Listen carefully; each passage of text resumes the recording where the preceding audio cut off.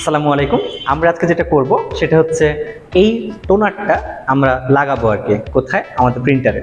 তো চলো আমরা এটা শুরু করি, আনবক্স করি। কাছে আসো বাবা। এটা প্রথমে ছিটছি।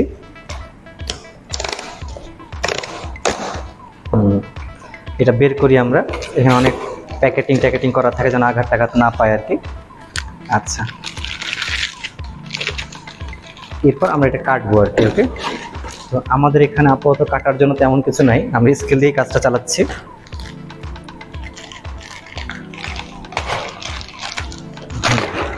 ওকে, বের হবে এবার আমাদের সেই কাঙ্ক্ষিত জিনিস, আমাদের টোনার।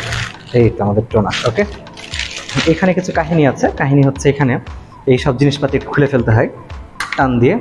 এই পাশে একটা থাকবে, টান দিয়ে, আর এইটাও টেনে ফেলতে হবে আর কি। ওকে, এই যে বিশাল পলিথিন একটা বেরোবে আর কি। কমপ্লিট। তাহলে আমাদের যা যা ফেলার কাজ তাতে আমাদের ফেলা হয়ে গেল। একটু ঝাঁকিয়ে নেওয়া বেটার। এখন আমরা যেটা করব সেটা হচ্ছে যে এই প্রিন্টার থেকে আগেরটা খুলে বের করব। এদিকে আসি আমরা।